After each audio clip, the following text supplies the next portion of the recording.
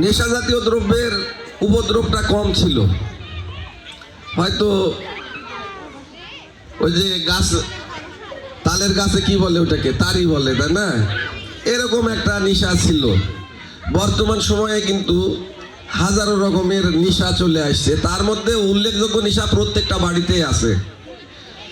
মানে তেঁতুলিয়া ইউনিয়নের এমন কোনো বাড়ি পাওয়া যাবে না যে এই নেশাটা নাই। সেটা হলো মোবাইলের নেশা। বাচ্চা কান্না করতেছে, মা একটা মোবাইলে কার্টুন ধরায় দে, বাবা তুই এটা দেখ। বাচ্চারা কিন্তু মন্ত্রমুগ্ধের মতো দেখতেছে। তো তারই গাঁজা খাওয়ার চাইতেও আমি ব্যক্তিগতভাবে মনে করি যে এই মোবাইলের নেশাটা আরো বেশি মারাত্মক।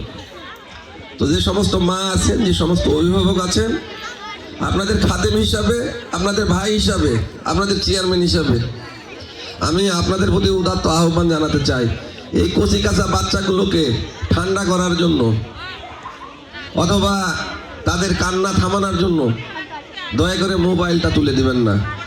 আরও অনেক কিছু আছে, এই জিনিসগুলো আপনারা প্র্যাকটিস করাবেন বাচ্চাদের। আর ছোট ছোট বাচ্চা এরা, এখানে হিন্দু মুসলিম উভয় সম্প্রদায়ের মানুষের বসবাস।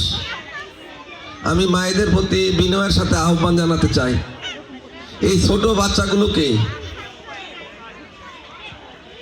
আপনারা ধর্মীয় শিক্ষাটা দিবেন। ধর্মের শিক্ষা যদি না থাকে, আপনি যখন বৃদ্ধ হবেন এই সন্তানের কাছে আপনি ভালো কিছু আশা করবেন না।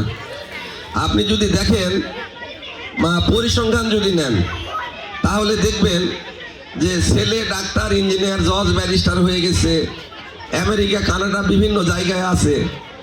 বাপ মা অনাদারে অবহেলায় 3-4 দিন হয়তো রোগ শোকের সাথে সংগ্রাম করে একাকিত্বের জীবন নিয়ে মৃত্যুবরণ করেছে। তাহলে এখানে আমরা শিক্ষিত হচ্ছি একদিকে, কিন্তু আমাদের নৈতিকতাটা হারায় যাচ্ছে।